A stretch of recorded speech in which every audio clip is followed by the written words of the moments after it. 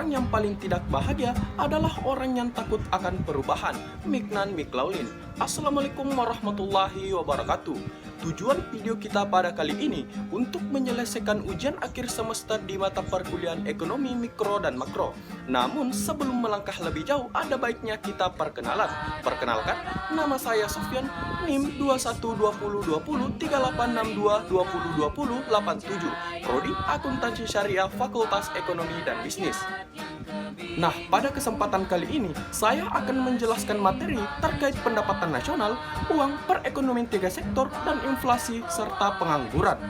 Kita akan melangkah kepada materi yang pertama, yaitu pendapatan nasional. Pendapatan nasional adalah sesuatu yang diterima seseorang sebagai hasil kerja atau usaha dan imbalan atas penyediaan faktor-faktor produksi yang dapat berupa gaji, upah, sewa, bunga, dan laba. Yang pertama, konsep pendapatan nasional, yaitu produk domestik bruto atau PDB. Yang kedua, produk domestik regional bruto atau PDRB. Selanjutnya, produk nasional bruto atau PNB atau gross national product atau GNP. Dan selanjutnya, produk nasional neto atau PNN atau net national product atau NNP. Dan selanjutnya, pendapatan nasional neto atau PNN atau net national income atau NNI. Dan selanjutnya, pendapatan perseorangan atau PI atau personal income atau PI. Dan selanjutnya, pendapatan bebas atau PB atau disposable income atau DI. Untuk slide selanjutnya, B. Usaha meningkatkan pendapatan nasional. Usaha yang sesuai untuk meningkatkan pendapatan nasional yaitu dengan beberapa cara yang dianggap cocok, antara lain sebagai berikut. Yang pertama, meningkatkan pembangunan nasional di segala bidang, khususnya sektor ekonomi, tanpa harus meninggalkan aspek-aspek kepribadian bangsa. Dan yang kedua, meningkatkan kualitas sumber daya manusia melalui peningkatan mutu pendidikan nasional dan pemberian pelatihan-pelatihan. Dan yang ketiga, memberikan kesempatan kepada perusahaan-perusahaan swasta untuk bisa mengembangkan usahanya bagi terciptanya kemajuan ekonomi.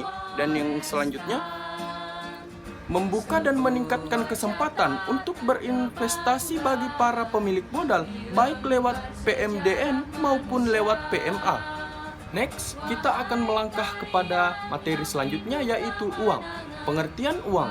Uang dalam ekonomi Islam secara etimologi, uang berasal dari kata al-naqdu. Pengertian ada beberapa makna, yaitu al-naqdu berarti yang baik, dari dirham, menggenggam dirham, membedakan dirham. Dan al-naqdu juga berarti tunai. Kata nukut tidak terdapat dalam Al-Quran dan hadis, karena bangsa Arab umumnya tidak menggunakan nakut untuk menunjukkan harga.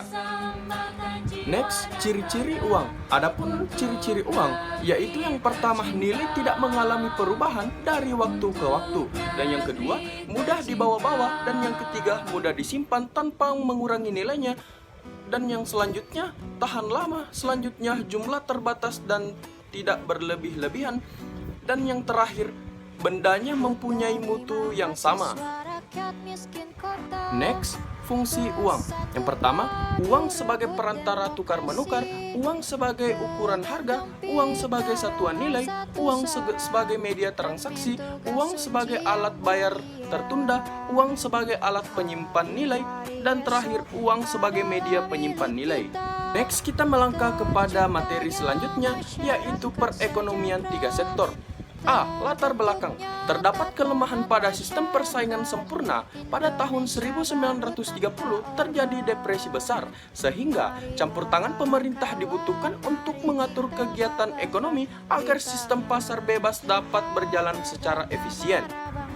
B. Kelemahan sistem persaingan sempurna. Yang pertama, keadaan yang diasumsikan jauh dari kenyataan. Dan yang kedua, adanya perbedaan yang mencolok antara keuangan yang diperoleh masyarakat dengan yang diperoleh perusahaan.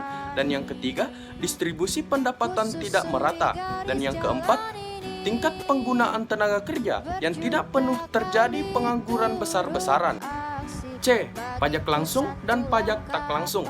Yang pertama, pajak langsung, yaitu jenis pungutan pemerintah yang secara langsung dikumpulkan dari pihak yang wajib membayar pajak. Dan yang kedua, pajak tak langsung, merupakan pajak yang bebannya dapat dipindahkan kepada orang lain. Next, untuk materi selanjutnya yaitu inflasi. Pengertian inflasi. Inflasi adalah proses meningkatnya harga secara umum dan terus-menerus sehingga dengan mekanisme pasar yang dipengaruhi banyak faktor seperti peningkatan konsumsi masyarakat, likuiditas di pasar yang berlebihan sehingga memicu konsumsi dan bahkan spekulasi hingga ketidaklancaran distribusi barang. Jenis-jenis inflasi. Yang pertama, inflasi menyerap atau rendah, yaitu inflasi yang besarnya kurang dari 10% per tahun. Dan yang kedua, inflasi menengah, yaitu besarnya antara 10-30% per tahun. Inflasi ini biasanya ditandai oleh naiknya harga-harga secara cepat dan relatif besar. Angka inflasi pada kondisi ini biasanya disebut inflasi 2 digit, misalnya 15%, 20%, 30%, dan sebagainya. Dan selanjutnya, inflasi berat, yaitu inflasi yang besarnya antara 30-100% per tahun. Dalam kondisi ini, harga-harga secara umum naik. Dan yang terakhir, inflasi sangat tinggi, yaitu inflasi yang ditandai oleh naiknya harga secara drastis hingga mencapai 4 digit atau di atas 100%. Pada kondisi ini, masyarakat tidak lagi menyimpan uang karena nilainya merosot sangat tajam sehingga lebih baik ditukarkan dengan barang. Dampak inflasi terbagi dua, yaitu dampak negatif dan dampak positif. Yang pertama, dampak negatif. Bila inflasi berkepanjangan, produsen banyak yang bangkrut karena produknya relatif akan semakin mahal sehingga tidak ada yang dapat membelinya. Dan yang kedua, jurang antara kemiskinan dan kekayaan masyarakat semakin nyata yang mengarah pada sistem dan kecemburuan ekonomi yang dapat berakhir pada penjarahan dan perampasan. Dan yang kedua, dampak positif. Masyarakat akan semakin selektif dalam mengonsumsi, produksi akan diusahakan seefisien mungkin, dan konsumtifme dapat ditekan. Dan yang kedua, inflasi berkepanjangan dapat menumbuhkan industri kecil dalam negeri menjadi semakin dipercaya dan tangguh. Next, untuk materi selanjutnya yaitu pengangguran. Pengertian pengangguran. Pengangguran atau orang yang menganggur adalah mereka yang tidak mempunyai pekerjaan dan sedang tidak aktif mencari pekerjaan. Jenis-jenis pengangguran. Yang pertama, pengangguran fiksional. Sifatnya sementara disebabkan oleh kendala waktu, informasi, dan kondisi geografis antar pelamar dengan pembuka lamaran pekerjaan.